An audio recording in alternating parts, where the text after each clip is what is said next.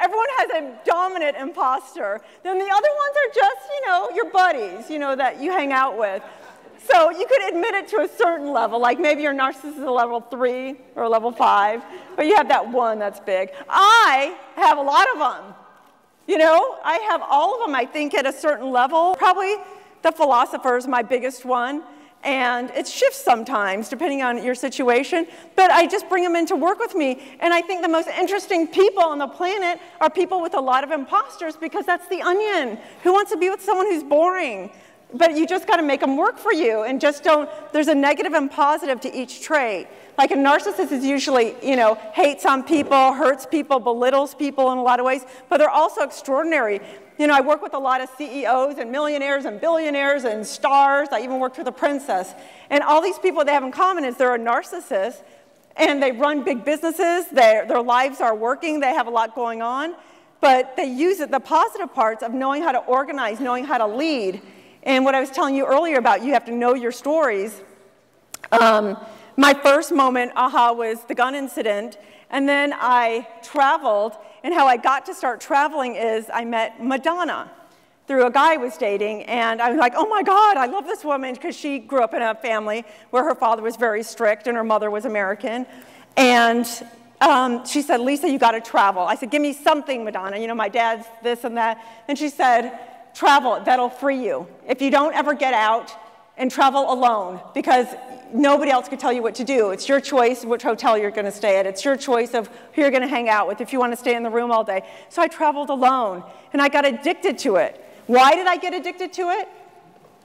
Because I started to get to know myself, and I started to love myself unconditionally. How did that make me feel? I think everyone in here who doesn't sincerely love themselves or feels that they're broken or not good enough, getting to that point where you could sit and go, oh my God, I finally like myself because I know who I am. I know what my beliefs are. That's what I want for you people here today.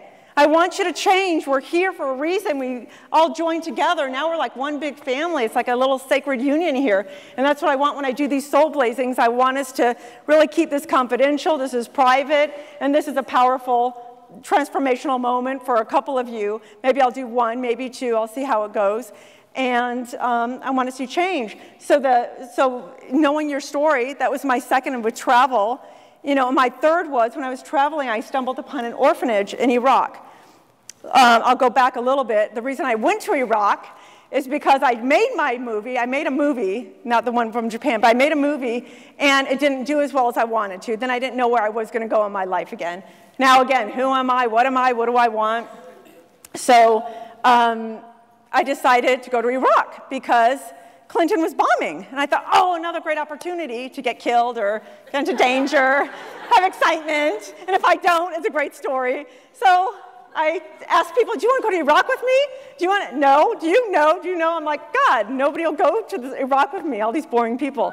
So I went by myself. I got on a plane, went to Iraq, went to Jordan, then took a 18-hour bus ride to Iraq. And who do I meet in Jordan, though, for the bus ride? A woman. I'm like, oh, what are you doing? And she goes, oh, I'm just going to Iraq. I go, with who? She was by myself. I'm like, why? She goes, oh, I want to kill myself. Really? Fascinating. We were about the same age. I'm like, we should go together. She goes, what about you? I'm like, same thing. We're like, cool.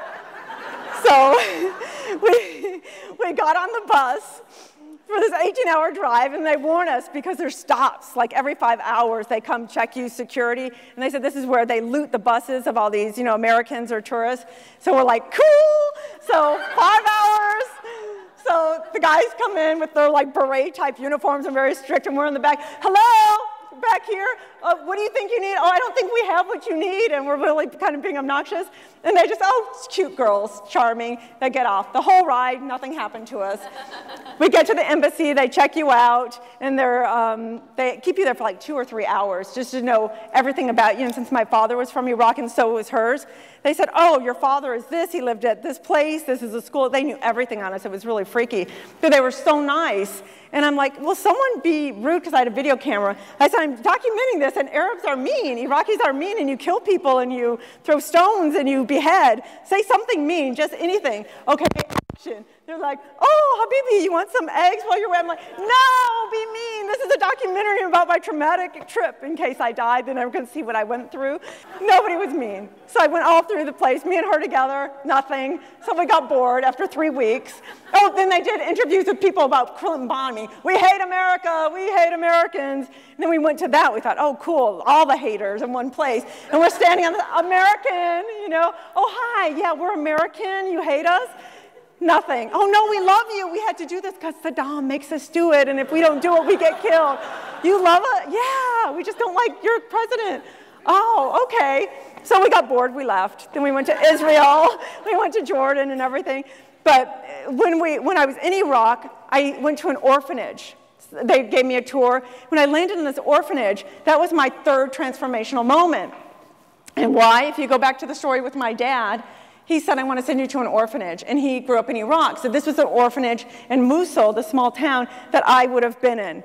And if he was in Iraq, they do that with their kids. You know, you're bad, you disgrace the family, shame. So I'm like, this would have been my home. So I talked to these children, I really connected to them. And they're saying, why are you here? You're American, you don't like us, you're going to bomb us, you're going to kill us. I'm like, oh, no, I'm not going to bomb you. I love you guys. And they're like, nobody cares about us, nobody listens to us, nobody will give us a voice. And I said, I'll give you a voice. So I said, talk to me, and I recorded them, videotaped them, and I asked them their stories. You know, tell me about you. You know, is God fair? What is it in the world that you'd like? If you had one wish, what would it be? And I got these answers from these kids that were just so heartbreaking and so just life-changing. So that was my third pivotal moment, which I ended up turning into a book called Whispers from Children's Hearts, which, again, it's on my website if you're interested, or on Amazon. But that book changed my life, because then I went to 15 more orphanages around the world and interviewed kids to give them a voice. So when you know your story, you become stronger inside. You have a story because you're actually living life. You're not sitting around waiting for life to happen. So I think that's why we're here in this room today, to make a huge shift. And you make a greater shift when you're with other people doing it, not in a small little corner of your room by yourself, thinking, God, okay, I've got to change. What am I going to do? I'm going to go on a diet tomorrow, and I'm going to exercise for an hour, and I'm going to write 5 pages of that script. Okay, good, I'm going to go to bed. Then you wake up first thing, oh, I'm a little stressed about the day. Let me just have coffee. Well, I wasn't going to have coffee today. Well, 1 cup won't kill me, and I'll just start after that. And then the day goes by. Well, what about writing? Well, you got a phone call, a friend says, go here, and it goes. And that's because you don't know who you are. You don't know your story. Your imposters are taking over. You're not in charge of them. So, next one. This is your authentic soul. This is where you want to go. The first thing people usually notice about me is how real I am. How many people in here feel that they're real most of the time in their life? Great. One thing I could never go without, going within.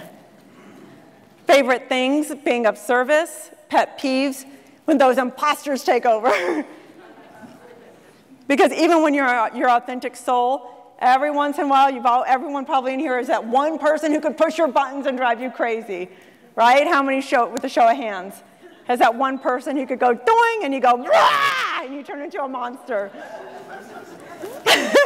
So, all right, next. So this is a little game called Name That Imposter. So what's holding you back? Low self-esteem, self-loathing, fear, shame, guilt. So think of a time that you felt this way. I want you to, this is a little writing work here. What was happening? Who was the perpetrator, and name them? Was it your father, your mother, a coach, if you were in sports? Then what qualities did that incident create in you? Then match those qualities to the imposter and name that person. Like think of qualities that your father or your mother gave you or in school. And then that'll help you find out which imposter it is. Take about a minute to do that.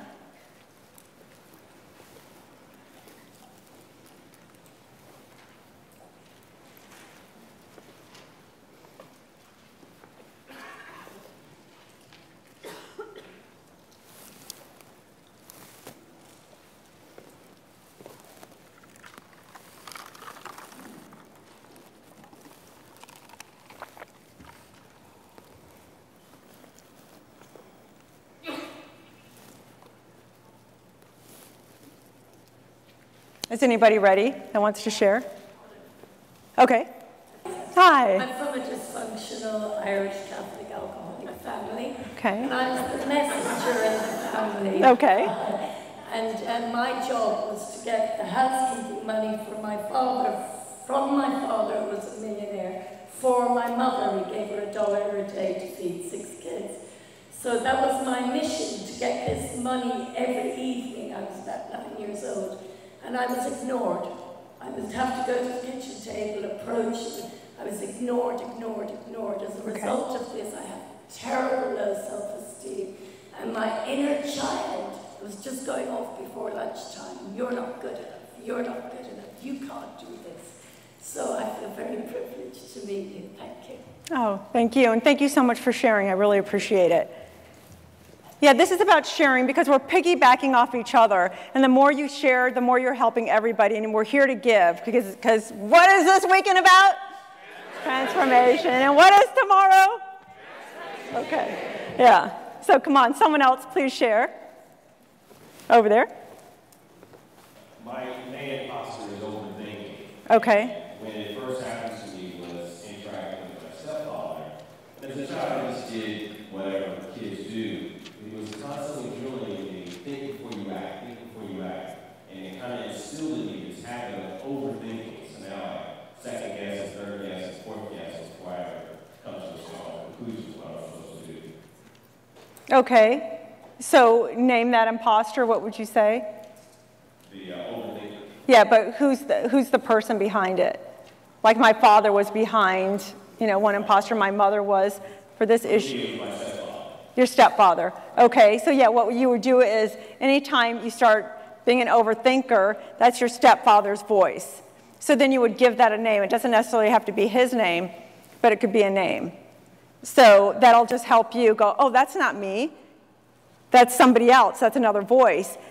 And it could help resolve whatever issue's going on. But just being clear, you know what the imposters are? It's like a big ball of yarn. With all the imposters are different colors of yarn. And what I'm trying to do here is just unravel it. And here's the red, here's the blue, here's the green. Really trying to make it simple for people to get it. Because I've been doing therapy for a long time. And people weren't getting the head-to-head therapy of just, let's talk about your problems. What is it? Okay, let's not blame, and working with people in relationships. And it was always just resolving that issue. And I would see they'd come in for a year, and it's the same issues repeating, so I'm going, there's got to be something else. And I went to a prison, and they asked me to do some coaching there. And on the 4th day, it was a 4-day event that I went to, and on the 4th day, my very last person was the bully of the prison. And her name was Bella. And I was scared of Bella, as everyone else was, because she was like 6'2". She was really dark. She had a snake coiled around her bald skull, and it went down her arm, and she was just, rawr. She was the devil inside and out. And I'm like, whoa! Like everyone else, like, ha, you got Bella. And when I met Bella, I thought, she's like, there's nothing you can do to help me. I've been in here for 22 years. I killed 3 people. And what are you going to say? You're white honky, and started saying all this. I'm like, oh my God.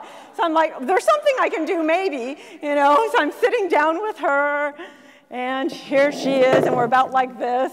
And I said, okay. So they give you a little, tips on how to handle these people, and they give you a rose to hand to them. Bella didn't want no frickin' rose.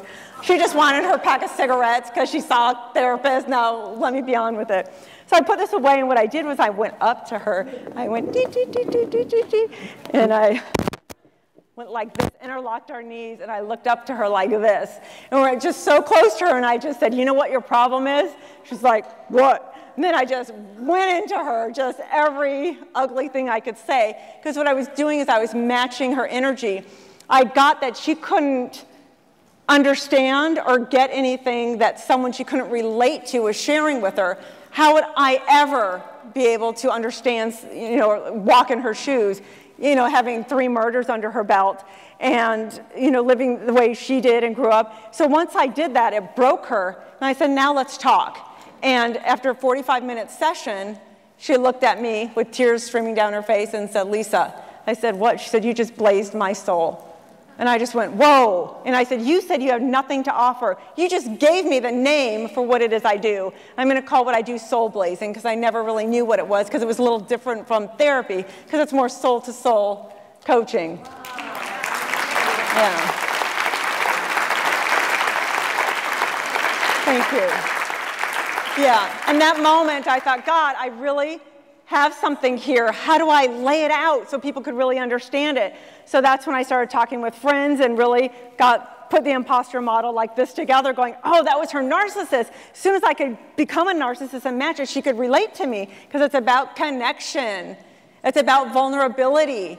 She was scared to death. She's vulnerable, so she put up this mask of, I'm invincible. But the truth was, she was a broken, wounded inner child that wanted hugs. And so I gave her a little note of what to do anytime she wants to kill someone or hurt someone. Anytime there's a new prisoner, she's like, they're mine. You know, so I said, no, you don't want to do that. You don't want to react. So I gave her this note, and then I told her what to do, that all she has to do to change is to shift who she is. She has something to give. She just proved it. So I told her, she said if she could do one thing, she'd want to help other battered women. And I loved Bella. It wasn't her fault. I understood her story. She had abusive father, abusive stepfather, so she married abusive, and she just was up to here saying, I'm done, you know. So she did what she had to do. Whether anyone agrees or not, it's her life, it's her story. So I said, you want to help other battered women like you? And she said, yes. And I gave her a few tips on how to do it. There was one payphone, and this woman, Bella, earned $75,000 in 6 months from a payphone in the prison, collecting money, raising money, calling people around the country. And that was impressive. So the people, the counselors at the prison, what did you do to Bella? What happened to Bella? She found God. She's good, you know.